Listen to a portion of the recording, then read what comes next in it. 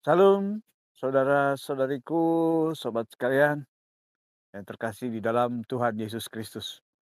Bertemu lagi kita di hari ini, hari yang indah, hari yang ada karena kasih karunia Tuhan sebagaimana kita ada hari ini. Kita akan menikmati lagi renungan singkat pagi, bekal kita menjalani hari-hari di hari ini. Mari kita sebelumnya berdoa. Maha besar Engkau Allah Bapa yang menciptakan langit dan bumi, yang menciptakan kami dan yang menebus segala dosa pelanggaran kami di dalam Tuhan Yesus Kristus, yang telah menjadi Tuhan dan Juru Selamat kami, dan yang melayakkan kami didiami oleh Roh-Mu yang kudus yang senantiasa menuntun kami di dalam kehidupan kami untuk mensyukuri betapa baiknya Tuhan hari demi hari menyertai kami, bahkan kami boleh bangun dengan tubuh yang sehat untuk mulai beraktivitas.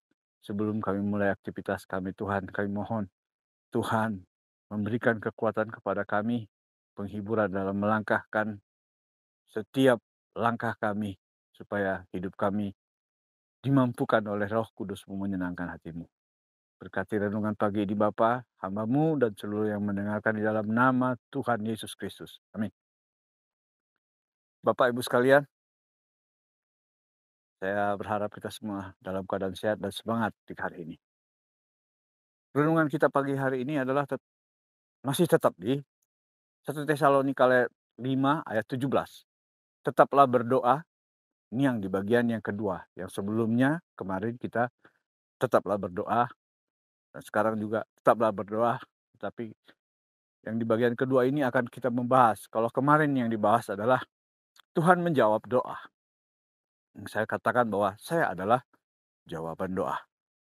Dari doa-doa almarhumah ibu saya. Yang terus berdoa. Dan akhirnya Tuhan mengabulkan.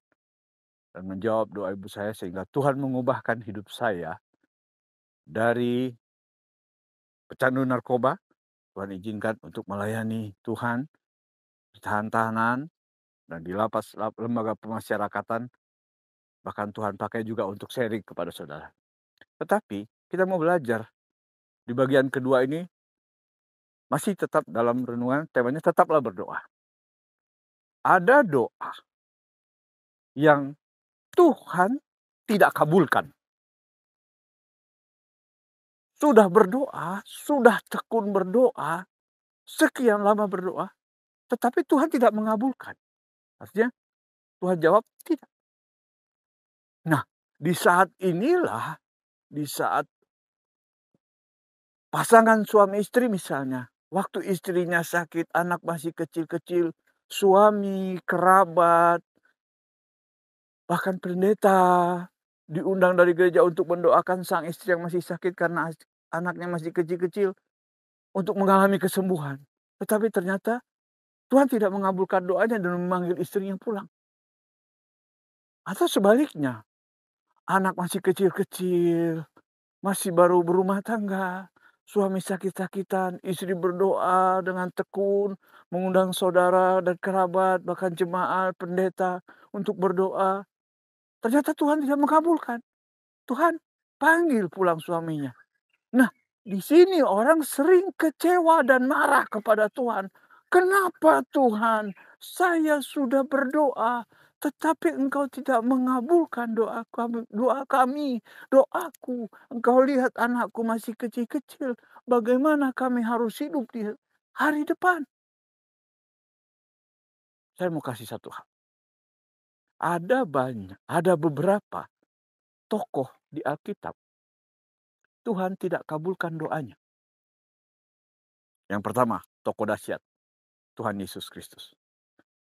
Waktu Tuhan Yesus bergumul di Taman Getsemani, dia berkata, Bapa, kalau boleh, lalukanlah cawan ini daripadaku, tetapi bukan kehendakku, tetapi kehendakmu jadilah. Tokoh yang pertama. Tokoh yang kedua, Rasul Paulus. Ada duri di dalam dagingnya. Dia meminta kepada Tuhan supaya duri itu dicabut. Tuhan tidak kabulkan. Tuhan berkata kepada Rasul, cukup. kasih karuniaku kepadamu. Yang ketiga yang mau kita pelajari ini, Raja Daud. Raja Daud melakukan hubungan yang tidak seperkenanan Tuhan. Dan malah Allah menegur melalui Nabi Nathan bahwa Daud menista Tuhan. Karena Daud meniduri Batseba, istri Uria.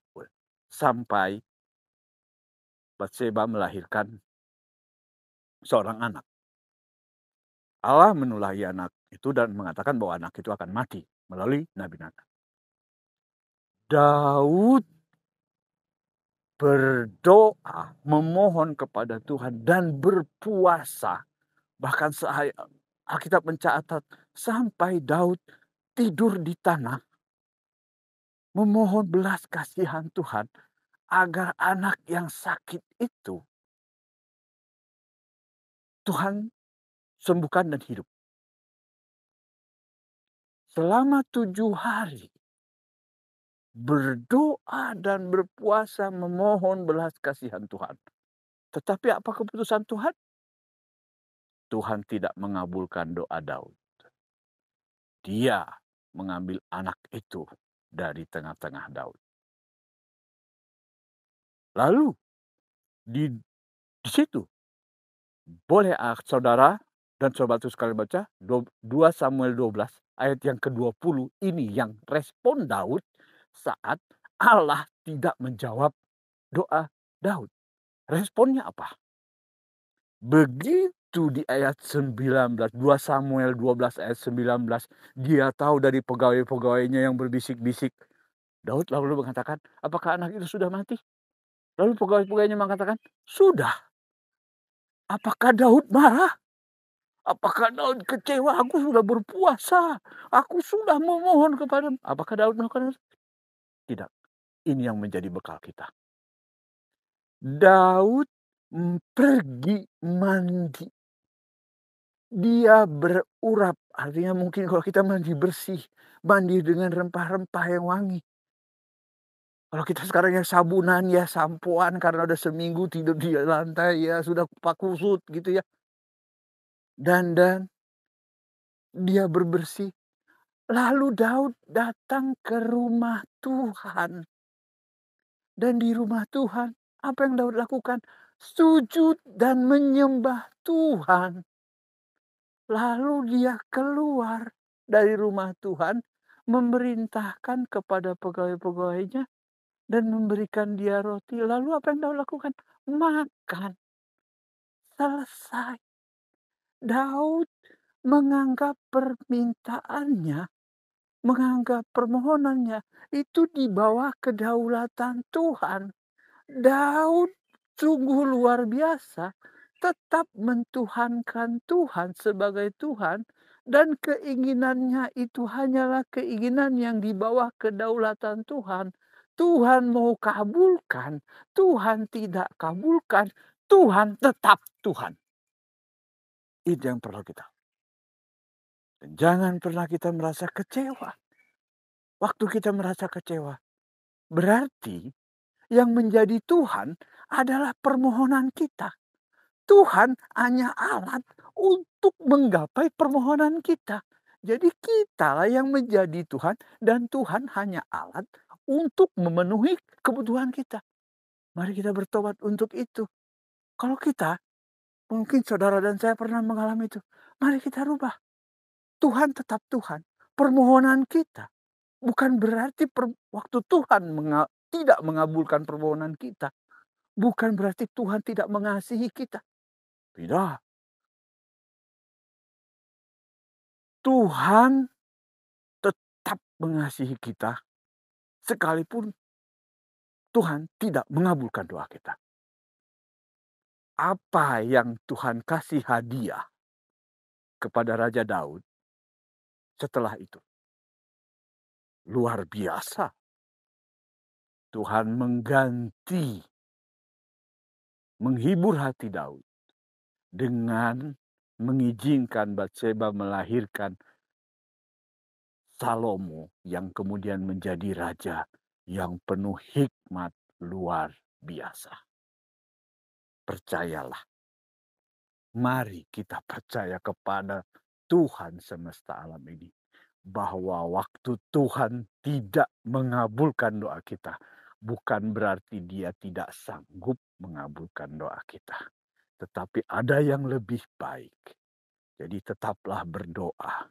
Bukan berarti waktu doa kita tidak dikabulkan oleh Tuhan, berarti Tuhan tidak mengasihi kita. Jangan pernah beranggapan seperti itu.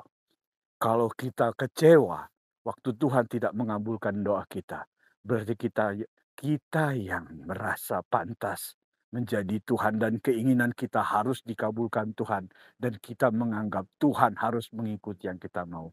Mari kita rubah respon kita terhadap itu. Bahwa permintaan kita, doa-doa kita, apapun itu, tetap di bawah kedaulatan dan keputusan Tuhan. Tuhankan Tuhan tetap sebagai Tuhan. Tempatkan diri kita sebagai ciptaan yang harus tunduk kepada pencipta semesta, yang harus tunduk, taat. Apapun keputusannya, pasti itu yang terbaik. Semangat pagi. Semangat, selamat beraktivitas hari ini. Tetaplah berdoa. Jangan pernah kecewa kepada Tuhan. Karena Tuhan setia dan Dia tetap mengasihimu. Salam dari saya, Samuel Sihite. Kalau Anda diberkati melalui sharing ini, silakan bagikan supaya makin banyak orang-orang yang dikuatkan. Dan jangan lupa di-subscribe dan ditekan loncengnya supaya saudara-saudariku, sobat sekalian bisa mendapat renungan dari saya.